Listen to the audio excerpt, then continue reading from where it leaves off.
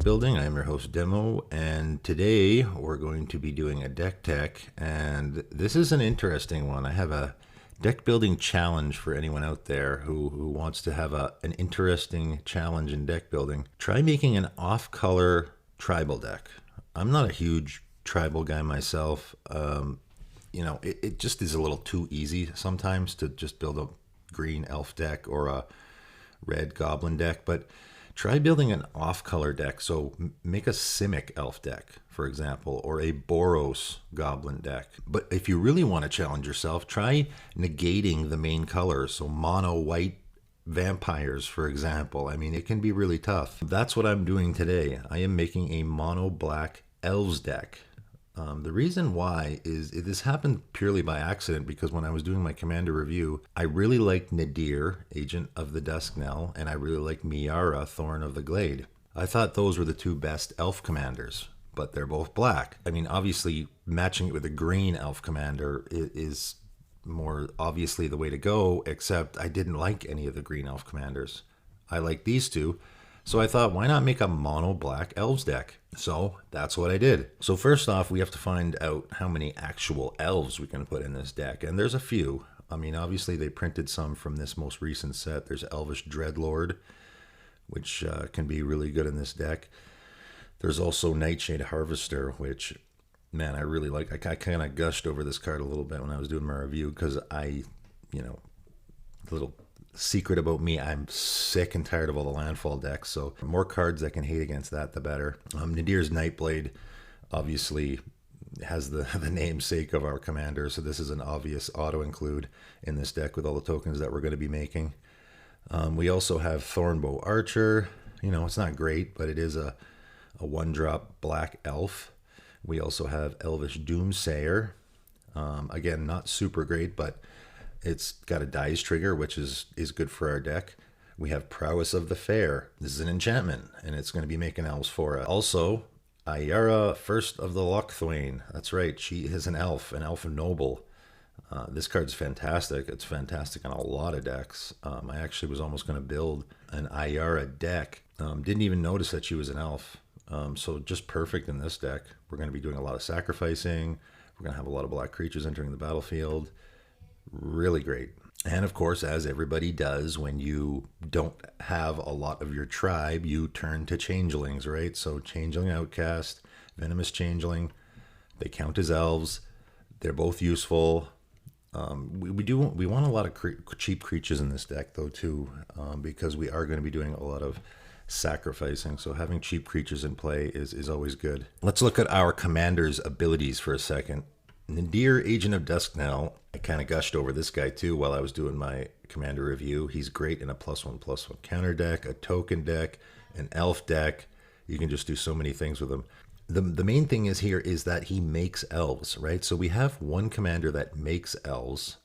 So we really don't need that many elves, because we have a commander that makes them, and then we have another commander that is going to benefit from them dying. And the important part here is that Miara doesn't care if they're tokens or not, right? So all of the tokens we're going to be making with Nadier, Miara is going to be drawing us cards. So really these two partners work so well together that we don't have to worry that much about having enough elves in our deck. I don't think it is going to affect us that much. The important thing here about Nadier is his ability. It is a leaves the battlefield ability, right? So you don't have to, right? Leaving the battlefield could be a zillion different ways. I mean, he can be returned to your hand, with a Cyclonic Rift, and you'll still get the tokens. I think that's why I like him so much. But obviously in this deck, we're going to be playing Miara first, because she only costs 2. Love that she's cheap.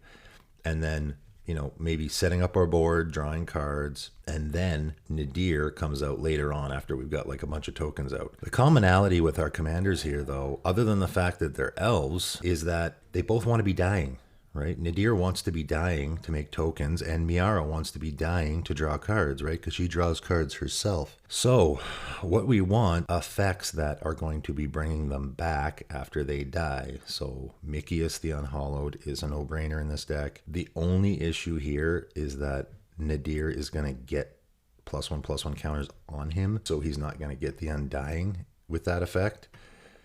If he has a +1/+1 counter, nevertheless, still a good card in this deck.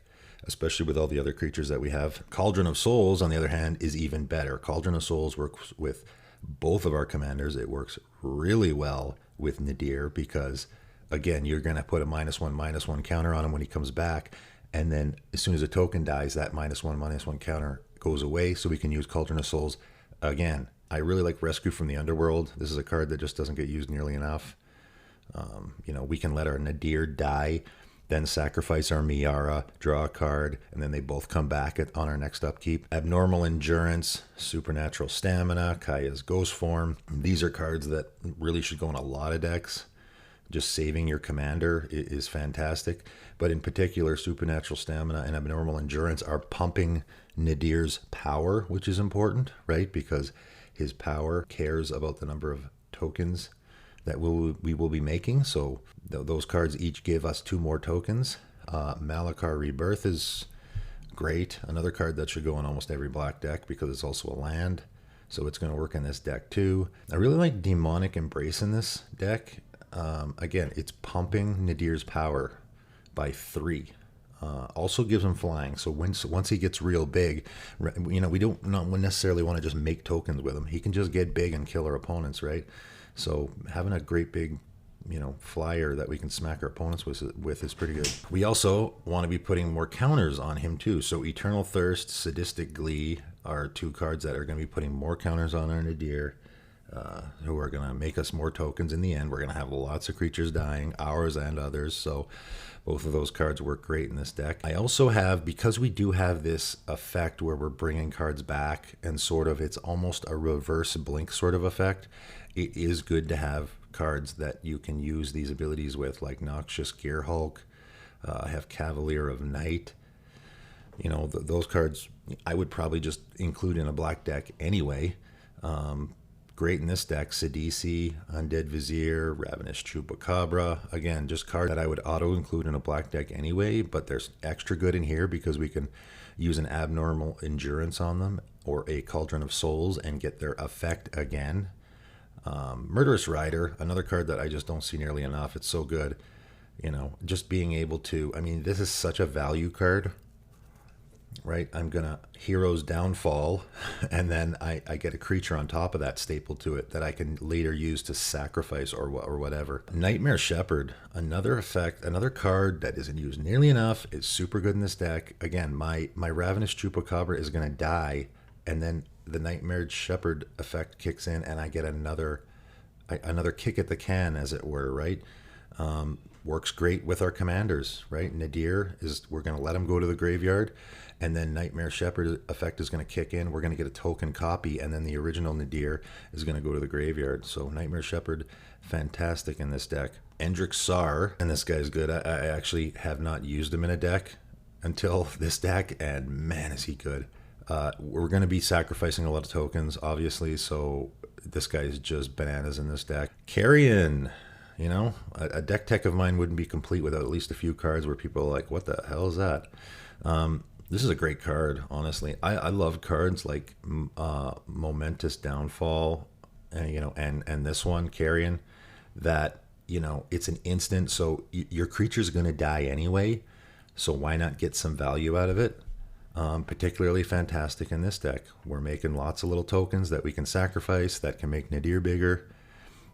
We can also use it, we can sacrifice Nadier to our Carrion, get a ton of tokens, we get him back, then the tokens die, he gets bigger. Like, it's sort of a rinse and repeat sort of scenario. Hatred is fantastic in this deck. Again,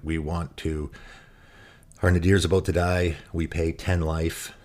Obviously we can use this to just kill someone with, but if our Nadier's about to die, this is an instant, so we pay 10 life, make his power huge, get a ton of tokens. Fantastic in this deck.